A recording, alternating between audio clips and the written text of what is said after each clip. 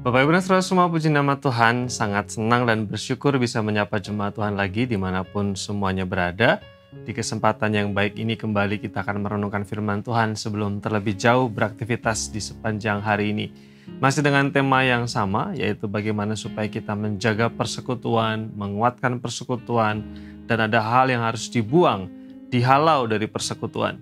Dan masih dari teks yang sama, yaitu Efesus pasal yang keempat ayat yang ke-31 yang berkata seperti ini, segala kepahitan, kegeraman, kemarahan, pertikaian, dan fitnah hendaklah dibuang dari antara kamu. Demikianlah pula segala kejahatan.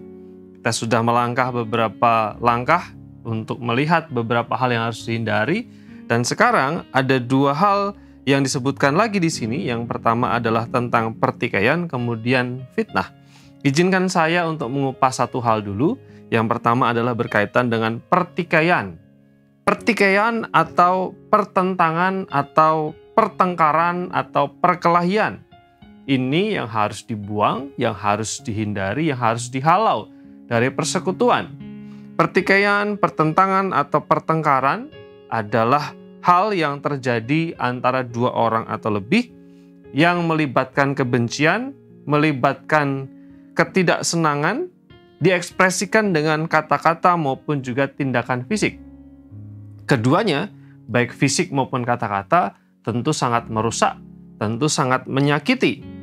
Kalau misalnya pertentangan perkelahian itu diekspresikan dengan tindakan fisik, misalnya memukul, menampar, menjambak, tentu saja akan melukai, menyakiti secara fisik. Tetapi tidak kalah menyakitinya juga ketika pertentangan, perkelahian, pertikaian itu diekspresikan dengan kata-kata. Ada orang yang dengan kata-kata yang tajam, dengan kata-kata yang keras, dengan ditandai emosi di sana, kemudian menggunakan kata-kata yang melukai, bukan melukai secara fisik, tetapi bisa mengakibatkan luka secara psikis. Ini sama berbahayanya dengan pertikaian atau perkelahian secara fisik. Jangankan perkelahian secara fisik, pertikaian secara kata-kata pun atau secara verbal pun seharusnya dihindari di dalam sebuah persekutuan. Kenapa? Karena sekali lagi pertikaian, perkelahian, pertentangan semacam ini mengabaikan kasih, mengabaikan pengampunan yang seharusnya menjadi warna di dalam sebuah persekutuan. Buruknya situasi dan keadaan yang diwarnai dengan pertikaian, pertengkaran, itu diekspresikan oleh Amsal seperti ini.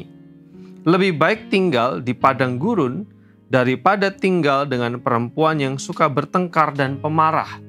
Bukan dengan maksud mendiskreditkan seorang perempuan atau istri, tetapi Amsal di sini menggambarkan betapa pertikaian, pertentangan, perkelahian itu adalah sesuatu yang sangat buruk. Bahkan dikatakan di sana, penulis Amsal lebih memilih tinggal di padang gurun daripada tinggal dalam situasi yang diwarnai dengan pertengkaran.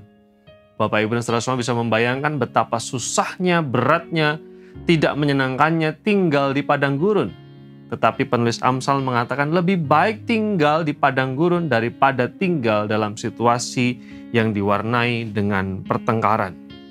Bapak, Ibu, dan Saudara semua yang terkasih dalam Tuhan, ini kembali mengingatkan kita. Mari warnai persekutuan kita, interrelasi kita sesama orang percaya dengan hubungan yang saling mengasihi, saling mengampuni, dan juga saling menerima. Jika ada ketidaksepahaman, kita bisa mendiskusikan, membicarakan dengan cara orang Kristen dewasa, tidak dengan perkelahian atau pertengkaran.